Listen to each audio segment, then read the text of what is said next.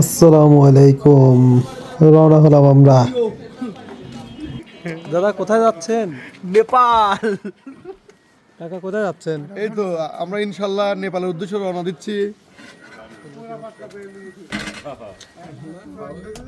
কাকা কোথায় যাচ্ছেন? নেপাল। কোন পাল?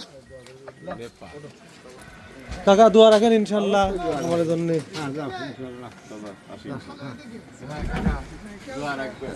হ্যাঁ ঠিক আছে। Nepal tour starting. গাড়ির মধ্যে হালকা বিনোদন, একটু গান বাজনা শুনতে শুনতে যাচ্ছি যাতে কারো বোরিং না লাগে। আমরা যাচ্ছি এখন চাটমোহর স্টেশন। আমরা পৌঁছে গেছি চাটমোহর স্টেশনে। ট্রেনে অপেক্ষা করছি, সবাই লাগেজ গুনতেছে, সবার লাগেজ ঠিক আছে কিনা, যে যার লাগেজ গুনতেছে আর কি, একটু আর কি ফাজলামি তো চলবেই। এ ভাই কাকা কি অবস্থা কাকা? হ্যাঁ লজ্জা পাচ্ছে। হ্যাঁ কি অবস্থা বড় ভাই? চেয়ারে মিয়ারে যে সেই চক চক করতে যে গ্লেজ দিচ্ছে পুরা ক্লিন শেপ।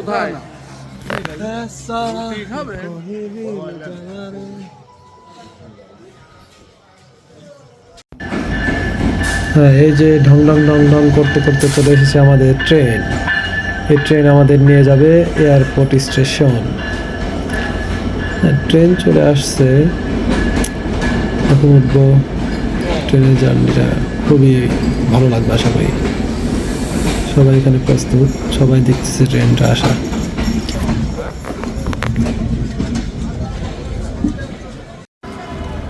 হ্যাঁ এই তো আমরা এয়ারপোর্ট স্টেশনে নেমে এখন এয়ারপোর্টের দিকে ঢুকতেছি।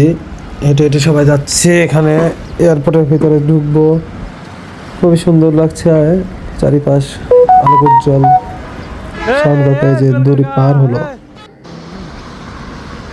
এখন এয়ারপোর্টের সামনে প্রায় চলে এসেছি। সবাই লাগেজ নিয়ে দাঁড়িয়ে আছে, যে যার লাগেজগুলো দেখতে কিন্তু খুব সুন্দর লাগছে। সব একই রকমের লাগেজ কিনেছি, মোটামুটি খুবই ভালো লাগতেছে। আমাদের প্লেন এখনো অনেক দেরি আছে, এই জন্য এখানে দাঁড়িয়ে একটু রেস্ট নিচ্ছি। কাকাজি কাকাজি কাকা কাকা। এত কাজে লেগ হারামজাদারা, এত কাজে দিয়ে ভালো লাগবে না, ভালো লাগে, খুব দরকার। এখান থেকে ডলার নিয়েছি, ডলারগুলো নিয়ে একটু ছবি উঠলাম। এরপরে চলে আসলাম আমরা বোর্ডিং পাস নেওয়ার জন্য। বোর্ডিং পাস করার জন্য সবাই দাঁড়িয়ে আছে এখানে। মোটামুটি সবারই চোখে ঘুম, সারা ট্রেনে ঘুম হয়নি তো, সবার চোখে ঘুম ছিল। তারপরও বোর্ডিং পাস করতে হবে, এই জন্য বোর্ডিং পাসের জন্য দাঁড়িয়ে আছি। ইনশাল্লাহ অতি দ্রুত আমাদের কার্যক্রমটা শেষ হবে। বোর্ডিং পাস নেওয়ার পরে যাব ইমিগ্রেশন, ইমিগ্রেশনের পর যাব ভেতরে। সে পর্যন্ত একটু কষ্ট করতে হবে। বোর্ডিং পাস নিয়ে ইমিগ্রেশন শেষ করে এখন আমরা আমাদের প্লেনের দিকে এগিয়ে যাচ্ছি হেঁটে হেঁটে। আমি ঘুরে যাবো না। এর আগে কখনো ভেতরে ঢোকা হয়নি, বিদেশ যাত্রা করা হয়নি, প্রথম বিদেশ যাত্রা করতেছি। এখন এই যে আমাদের গাড়ি চলে আসছে আমাদের প্লেনে ওঠানোর জন্য, এই গাড়িতে করে নিয়ে যাবে। তো আমরা এখন সবাই গাড়িতে উঠছি, কারণ যদি ছেড়ে দেওয়া হয় মানুষকে কোথায় যাবে কিভাবে যাবে এটা অ্যাক্সিডেন্ট হবে, যার কারণে গাড়িতে করে নিয়ে যাওয়া হয়। গাড়িগুলো খুব সুন্দর। গাড়িতে দাঁড়িয়ে আশপাশের ভিউগুলো দেখছিলাম, খুবই ভালো লাগছে। ইন্টারন্যাশনাল এয়ারপোর্টের মধ্যে প্রথম ঢুকলাম, অনেক বড় বড় বিমান দেখছি, খুবই ভালো লাগলো। ছোটবেলায় স্বপ্ন ছিল কবে বড় বড় বিমান দেখবো, আজকে সেই বড় বড় বিমানে উঠে বাইরে যাচ্ছি। এখন আমরা সবাই বাইরে দাঁড়িয়ে আছি প্লেনে ওঠার জন্য। মানুষজন ওঠা শুরু হয়ে গেছে, সবাই উঠতেছে, বাট আমরা একটু দাঁড়িয়ে দাঁড়িয়ে দেখছি। এখানে জুয়েল কাকা, রিপন ভাই, আনোয়ার ভাই, শাওন ভাই, আমরা সবাই দাঁড়িয়ে একটু রোদ তাপাচ্ছি, শীতের দিন তো, এই জন্য সবাই উঠে যাক, আমরা পরে উঠবো। এরকমই ঘোরাফেরা করছে, একটু দেখছি চারপাশ কেমন কি। বড় ভাই কাকা কেটা ছবি তুলি এখানে আসলে এক একজন এক এক রকম। যে পার্থ ভাই ফোন টেপাটেপি করছে, সবাই উঠবো, বুঝতে তো পারছেন বিমান কিন্তু অনেক বড়, প্রায় 300 থেকে 350 যাত্রী এই বিমানে যাবে। আমরা উঠে শুরু করলাম, উঠে পড়লাম বিমানে। এখানে প্রচুর বাতাস, এই যে পাখা প্রচুর জোরে ঘুরতেছে সেই রকম।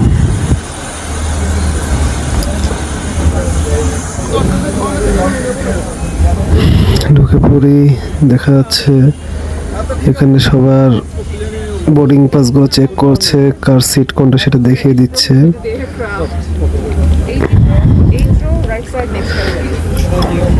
ভিডিও করতে নিষেধ করতেছে, যে ভিডিও করা যাবে না। যাই হোক, আমরা ভিতরে চলে আসলাম। এখন সিটও খুঁজে নিলাম। আগে থেকে রিপন ভাই সিট খুঁজে বসে পড়ছে, আমি বসে পড়লাম মাঝে। যদি ইচ্ছা ছিল জানালার পাশে বসবো, কিন্তু চেয়েছিলাম রাইট সাইড, এই জন্য আমি সিটটা চেঞ্জ করবো। দেখি রাইট সাইডে বসলে নাকি পাহাড় দেখা যায়, এই জন্য রাইট সাইডে যাওয়ার চিন্তা। দেখি চেঞ্জ করে নিই, যেহেতু আমরা এই সিরিয়ালের 6 জনে আমরা যে কোনো জায়গায় বসতে পারি, এই জন্য সিট চেঞ্জ করবো।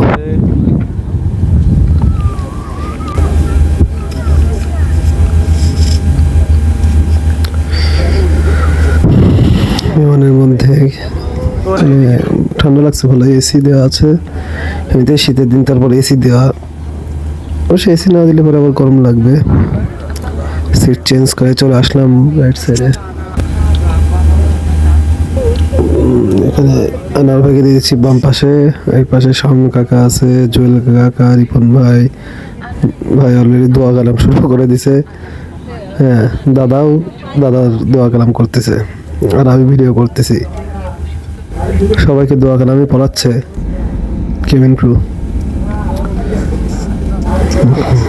যাই হোক, এখন চলা শুরু করছে। কিছুক্ষণের মধ্যে আমরা টেক অফ করবো ইনশাল্লাহ।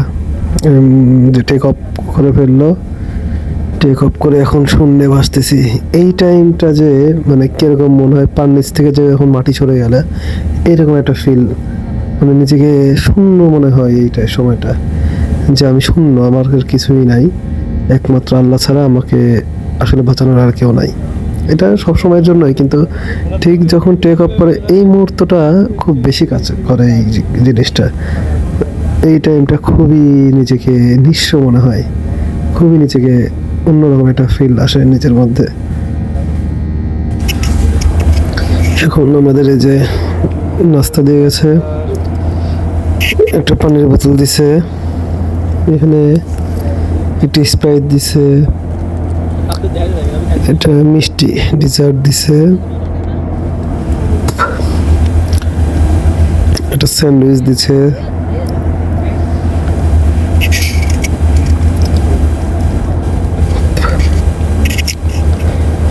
সবাই খাওয়া দাওয়া শুরু করে দিছে।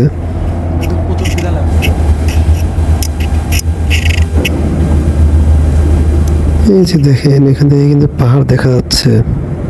এই যে পাহাড়, এগুলো কিন্তু মেঘ নয়, এগুলো পাহাড়, সবই মাউন্টেন। আসলে এই জন্যই রাইট সাইডে বসা। আগে ভিডিওগুলো দেখছিলাম, সবাই বলছিল যে রাইট সাইডে বসলে পরে এইগুলো দেখা যেতে পারে যদি আকাশ ক্লিয়ার থাকে। তো আমরা আকাশে ক্লিয়ার পাইছি, তো এই জন্য এই মাউন্টেনগুলো আমরা দেখতে পেলাম। বিমানের ভিতর থেকে মাউন্টেনগুলো দেখতে কিন্তু খুবই অসাধারণ লাগছে। এখন ল্যান্ড করে দিছে ইনশাআল্লাহ, আলহামদুলিল্লাহ। আমরা এখন কাঠমান্ডুতে ল্যান্ড করলাম। একটু মনে হচ্ছে আবার মাটিতে পা রাখলাম, এরকম একটা শান্তি লাগতেছে। তো আলহামদুলিল্লাহ, আল্লাহ শুকরিয়া, আল্লাহ আবার এই মাটিতেই অবতরণ করেছে আমাদের, এই জন্য লাখো কোটি শুকরিয়া আল্লাহর কাছে। ইনশাআল্লাহ সবাই ভালো থাকবেন, এবং নেক্সট ভিডিও ইনশাআল্লাহ খুবই দ্রুত আবার নেক্সট ভিডিও দিব। আসসালামু আলাইকুম।